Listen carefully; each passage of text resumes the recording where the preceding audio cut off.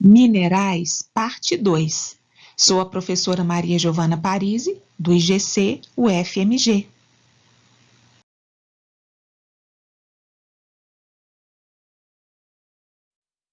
Nesta aula, iremos enfatizar as características físicas diagnósticas dos minerais.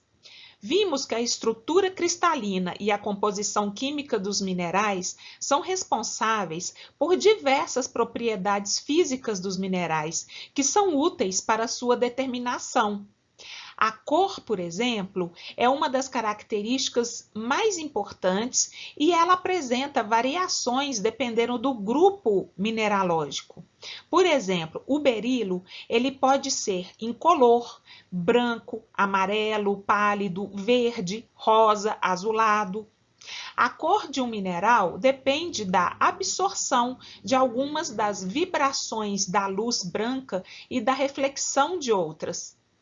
A cor, ela resulta normalmente da sua composição química, isto é, da presença de átomos de determinado elemento na estrutura do mineral. Por exemplo, a esmeralda, que é uma variedade do berilo de cor verde, que contém pequenas quantidades de óxido de cromo, Cr2O3, que vai dar a cor verde para este mineral. A água marinha é outra variedade de berilo de cor azul, ou azul esverdeado, claro, que contém manganês e crômio em pequenas quantidades.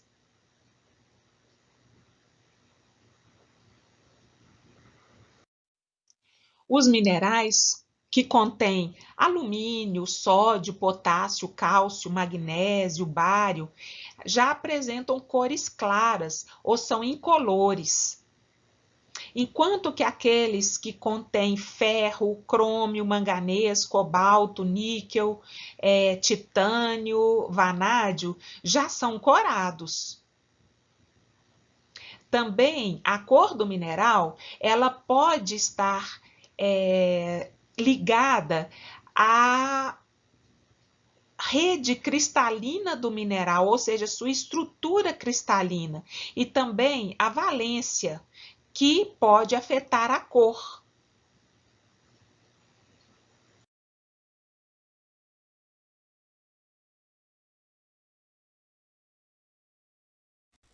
Aí nós vemos a ametista, que a iluminação não está muito boa, mas ela é roxa, e agora o quartzo rosa e o quartzo leitoso. Ele é branco, né? Um pouco leitoso. São todas variedades de quartzo e esse é o quartzo amarelo, que é chamado e conhecido como citrino. Uma amostra muito bonita. O citrino é muito usado na joalheria. De novo, o quartzo leitoso. Então, vocês estão vendo fratura conchoidal, que é típica em ambos, né? Eles têm a mesma composição, mas cores diferentes. Talvez por alguma impureza na sua estrutura, esse é o quartzo completamente transparente. Esse é o leitoso, ao lado do quartzo transparente, com a fratura conchoidal. O quartzo não tem clivagem, mas tem essa fratura conchoidal.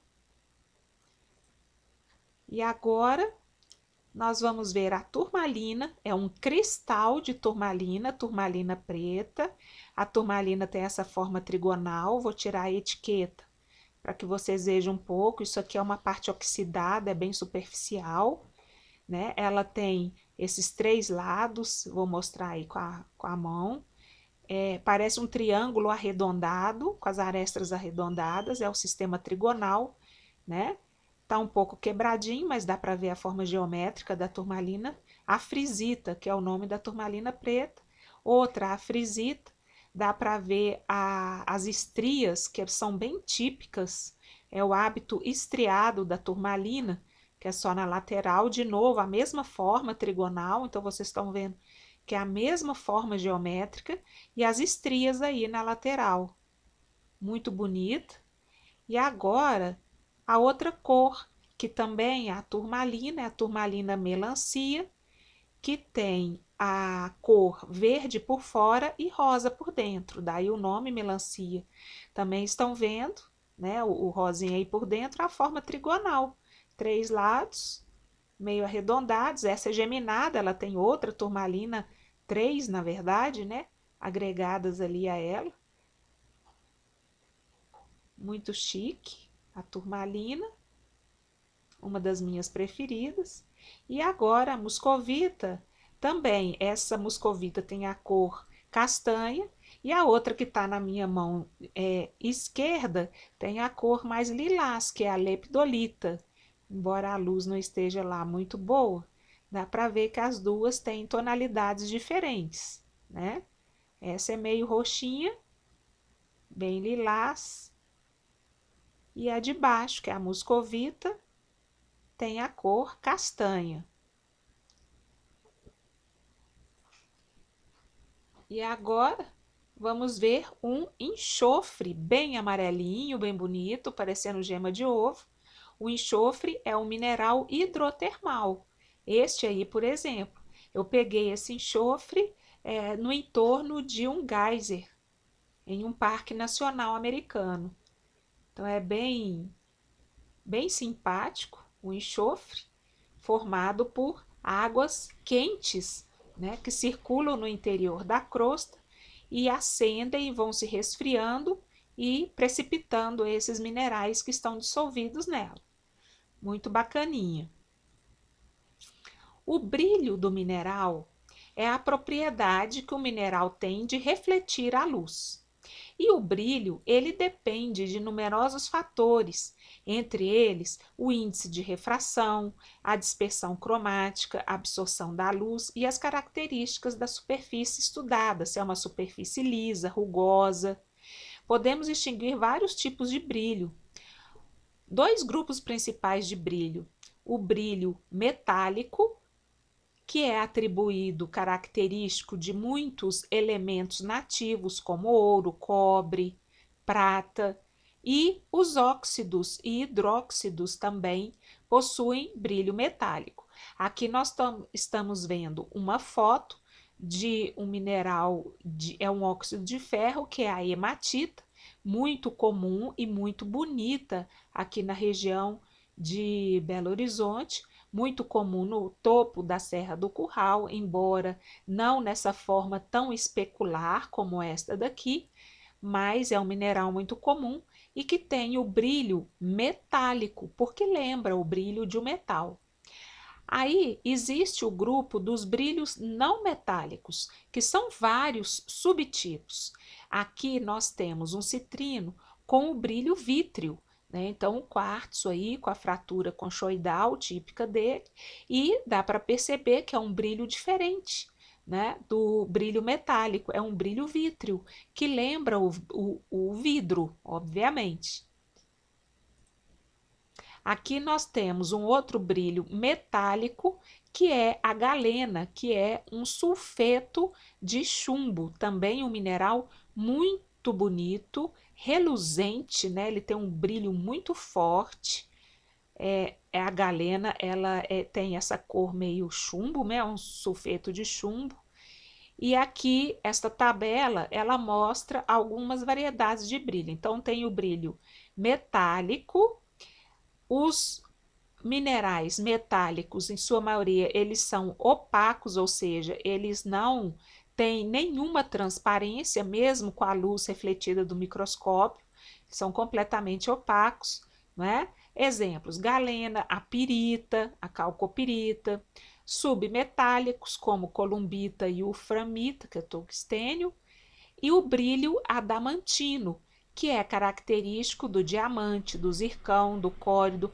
É um jogo de cores muito forte que traz ao mineral características muito importantes, especialmente na joalheria. Depois a gente tem os brilhos não metálicos, que tem o brilho vítreo, como acabamos de ver, o brilho resinoso, que lembra uma resina, gorduroso, o próprio nome está dizendo, né? Lembra alguma coisa gordurosa. Nacarado, que lembra alguma coisa leitosa, e o sedoso. Nós vamos ver um filminho com alguns exemplos desses brilhos. Então, é metálico e não metálico, e dentro dos não metálicos nós temos todos esses subtipos e mais alguns, como o terroso, que não está aqui. Então, aqui nós temos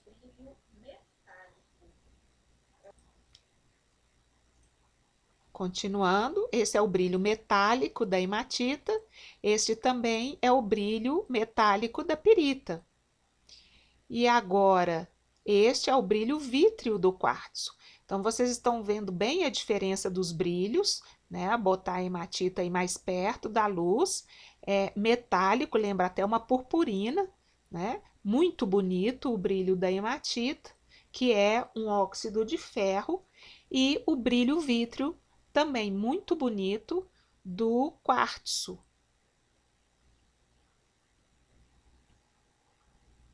Mineral é muito bonito. A fratura conchoidal típica, guardem bem essa fratura que está sendo colocada aí quase em todas as vezes que eu coloco o quartzo.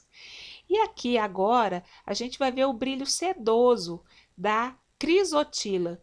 Contra a luz, vocês estão vendo uma onda iluminada, né, que lembra o brilho da seda, daí o nome sedoso, né, um brilho sedoso. A crisotila é esse mineral muito fibroso que vocês estão vendo aí, que solta algumas fibras, e ela é conhecida como asbesto ou amianto. É com ela que se fabrica ou fabricava as telhas de amianto, né, aqueles filtros, caixa d'água de amianto. Ela tem variedade fibrosa, que é a crisotila, e esse mineral tem uma variedade maciça, que é a antigoreta. Estão vendo aí eu mostrando as fibras, né? Essas fibras, em grande quantidade, elas prejudicam a saúde das pessoas, dando câncer de pulmão, a famosa silicose, e por isso a exploração e as indústrias de asbesto foram proibidas, porque é prejudicial à saúde humana, exatamente por conta dessas fibras. E o amianto foi sendo substituído por outros produtos, mas não deixa de ser um mineral extremamente belo, né, com a sua cor verde, e hoje tem sido utilizado para outros fins, como brita, mas de todo modo tem que tomar cuidado, né, em grande quantidade. Vamos ver o que mais nos espera aí. Ah, eu vou mostrar o quê? Vou mostrar um brilho nacarado, né? Aí melhorou o foco. Muito bem, de uma calcedônia. É um brilho leitoso. E aqui também, né, o brilho vítreo do quartzo. E também um pouquinho nacarado, um pouquinho leitoso.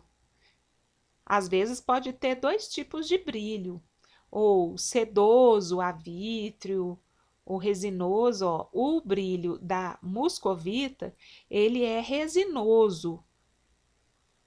E por quê? Lembra um durex. Eu coloquei um durex aí, né, que lembra uma resina. Deixa eu abrir mais o durex para comparar. E aí vocês estão vendo que quando a gente tem uma parte mais fina da muscovita, ela é bem transparente e realmente ela lembra um durex. Eu estou tentando pegar a clivagem da muscovita.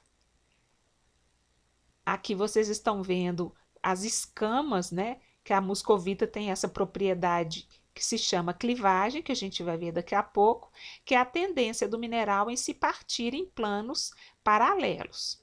Mas depois a gente vai partir a muscovita no próximo filme aí. Uma outra característica dos minerais é a cor do risco. O que é o risco? É o pó do mineral deixado numa superfície mais dura do que ele quando a gente atrita o mineral contra esta superfície. Então, dureza é a propriedade do mineral em riscar ou ser riscado. Então, por exemplo, Quem risca o quadro é o giz ou é o quadro que risca o giz? Quem é mais duro?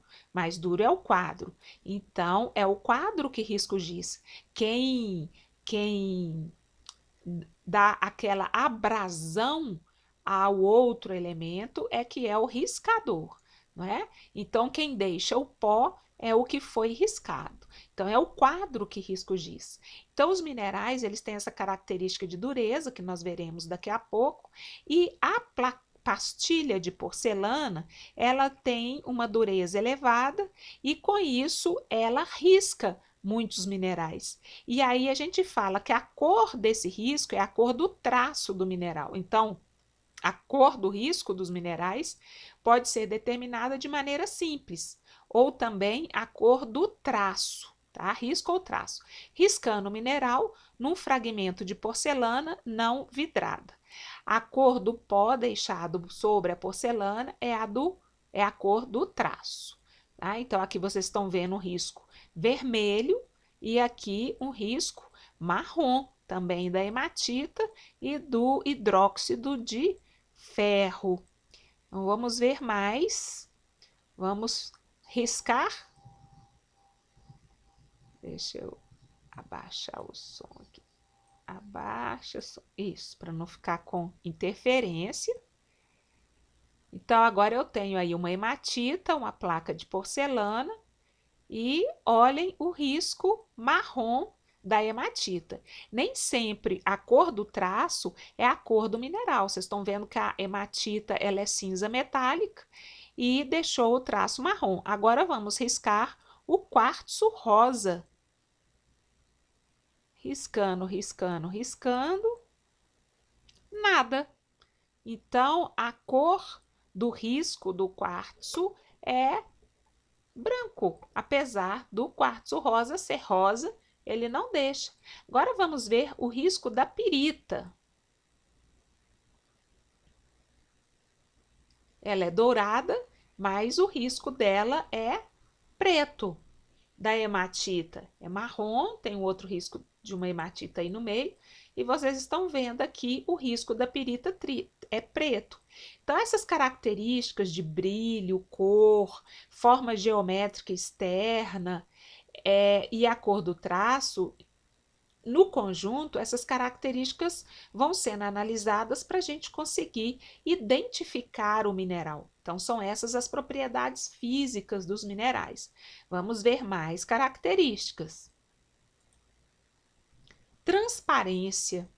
A transparência é a propriedade que os minerais têm de se deixar atravessar pela luz. Então, aqui a gente está vendo o quartzo completamente transparente. Essa propriedade diafaneidade, que é a propriedade que descreve a maneira como a luz atravessa ou não atravessa os minerais. A muscovita, ela é, vocês estão vendo assim, muito pouco transparente quando ela está mais espessa, não é isso? Mas quando a gente pega uma parte dela bem fininha, ela é transparente. Então, quando quase não há transparência, mas a gente sabe que uma parte fina é transparente, a gente fala que o mineral não é transparente, ele é translúcido. Por exemplo, aí o feldspato, a gente não consegue ver a mão atrás, né? Então, ele não tem uma transparência muito forte, mas ele é translúcido, porque a parte fina dele mostra transparência. Já a pirita, ela é um mineral opaco. Ele não permite que a luz o atravesse nem com a luz do microscópio óptico. O feldspato, numa lâmina muito fina, permite que a luz o atravesse. Mas, então, a mica e a pirita e a hematita, ou os óxidos de uma maneira geral, eu estou mostrando aí uma hematita, o foco não está muito bom, melhorou? Melhorou aí, agora melhorou, né? É um mineral opaco, porque ele não permite que a luz o atravesse. Então, quando eles são transparentes, semitransparentes, translúcidos, né? E opacos, eles bloqueiam completamente a luz.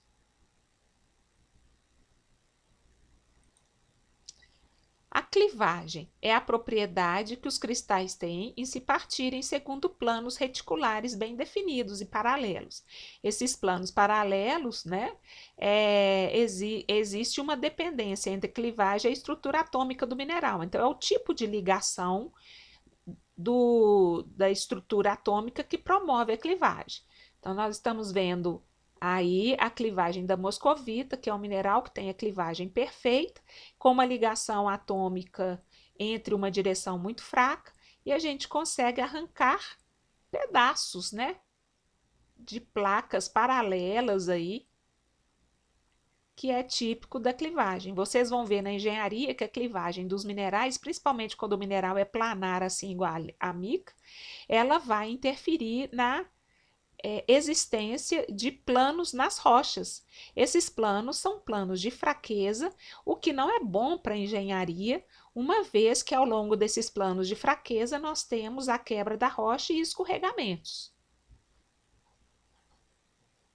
Então, aqui eu estou pegando, vou mostrar para vocês a semelhança com o durex, né? Muito semelhante ao durex é o brilho resinoso da muscovita com o durex. Utilizando aí toda a coleção que eu trouxe para casa para gravar essa aula para vocês. Então, vamos lá. Então, aqui, ó, é a clivagem, né? Vocês estão vendo aqui os planos paralelos em que a muscovita pode ser quebrada, partida, né? Nessa direção, ela tem ligações mais fracas, tipo ligações Van der Waals, que permitem essa quebra com facilidade em folhas paralelas. Aqui é uma variedade preta do grupo das micas, tanto a biotita quanto a biotita quanto a muscovita são do grupo das micas, que são silicatos, da subclasse filosilicatos, e existe uma diferença de alguns elementos entre elas para dar essa diferença de cor, mas ambas possuem clivagens. Aqui já tem uma biotita toda partida ao longo do seu plano de clivagem. Entenderam o que é clivagem? De novo, né? A mesma foto ampliada, mostrando a clivagem da muscovita e da biotita.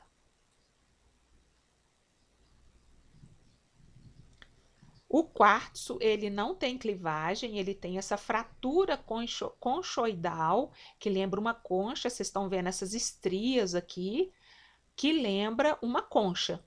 Então, o quartzo, ele tem fraturas, mas as fraturas não são paralelas, de forma que a gente não pode chamar de clivagem. Ele pode sim se fraturar, mas não são fraturas repetitivas e paralelas como a clivagem. É muito importante entender e saber visualizar a clivagem, porque posteriormente vocês irão visualizar a foliação e a xistosidade nas rochas. E é muito importante porque isso causa instabilidade dos maciços rochosos, dependendo da direção e orientação desses planos de fraqueza na rocha.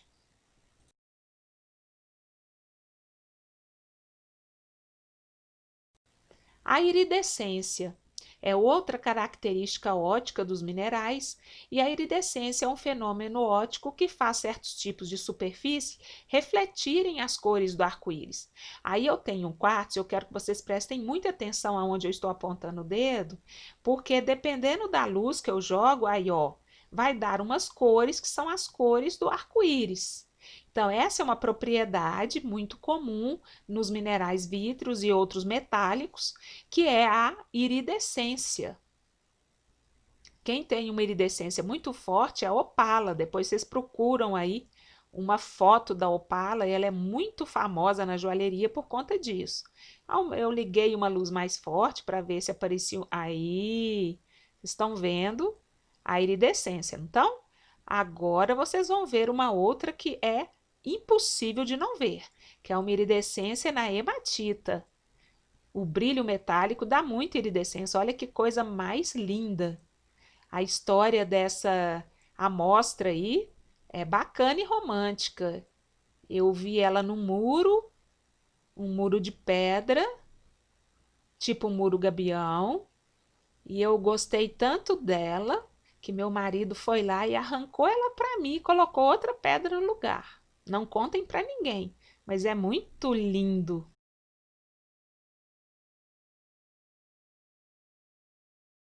Dureza. A dureza é a resistência do mineral ao risco, à abrasão, e é medida pela resistência que a superfície do mineral oferece ao risco por outro mineral ou por outra substância qualquer. A determinação dessa propriedade refere-se a uma escala padrão de 10 minerais, conhecida como escala de Mohs. Então, o talco é a escala 1, é o mineral de menor dureza. Vocês estão vendo que está cheio de talco na minha unha. Então, esse aí é o talco. E eu vou riscar o talco, já risquei com a unha, né? Deixei o pozinho dele, ficou lá na minha unha. Agora eu vou pegar um quartzo e vou riscar para vocês verem como sai pó do talco, né? Dureza 1. Ó, ah lá na minha mão, ó, já tá cheio de pozinho do talco. Ah lá.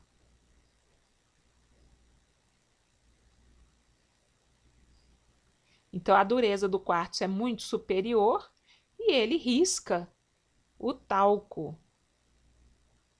Ah lá, quantidade de pó. Ixi,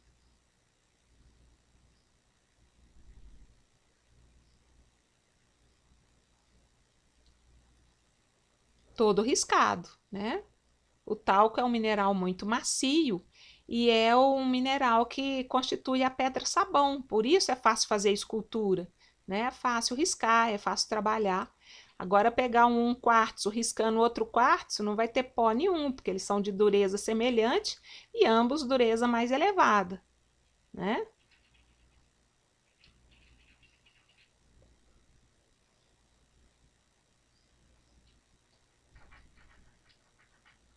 Vai insistindo, ó. Um deixa pó no outro, mas é porque ele estava sujo de talco.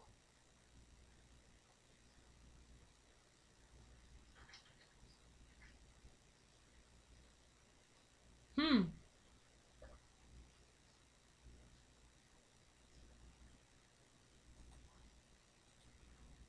Então, aqui nós temos a escala de Mohs, né? Mostrando que a menor dureza é o talco, como acabamos de ver, risca-se com a unha.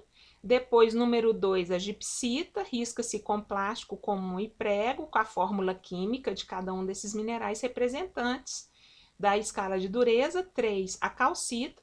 Então, a calcita tem dureza 3 e a calcita é o mineral que constitui os calcários e também os mármores, tá certo? É por isso que os mármores arranham tanto quando eles estão em piso, porque a dureza é muito baixa, né? Risca-se com prego e canivete de aço. 4, a fluorita. Risca-se com lima de aço e vidro de quartzo. 5, a apatita. 6, ortoclásio, que é o feldspato, não se risca com prego, dureza do vidro comum. 7 é o quartzo, então a dureza do quartzo é muito elevada, não é? Não se risca com canivete de aço e vidro comum. 8 é o topázio, não se risca com lima de aço. 9 é o córindo e 10 o diamante. Então, o diamante é o mineral com maior dureza, ele risca todos os outros. É por isso que o diamante é muito utilizado para fazer as brocas, né? Porque é o mineral mais duro que risca todos os outros. Uma outra propriedade dos minerais é o peso específico e a sua densidade. Então, o peso específico corresponde ao peso do mineral em relação ao peso de igual volume de água, sendo assim calculado, né? O peso específico é o peso do mineral no ar dividido pelo peso do mineral no ar menos o peso do mineral imerso na água. Se a gente divide o peso específico do mineral pelo peso específico da água, nós temos a densidade, que é uma uma propriedade adimensional, não tem dimensão, porque o peso específico é cortado com a unidade do peso específico da água.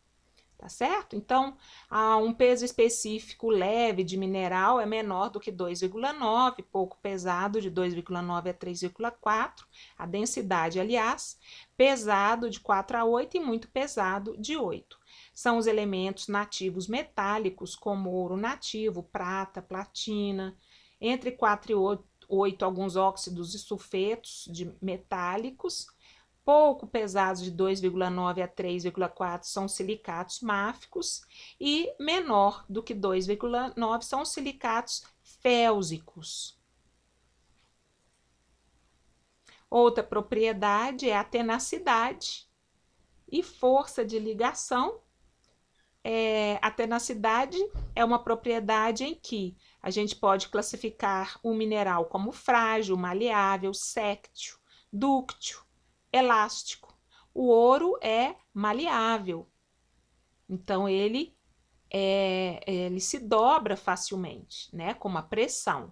Mas o ouro tem outras características, como resiste à oxidação, né, a durabilidade é muito boa, a beleza, e por isso o ouro é tão importante também na indústria.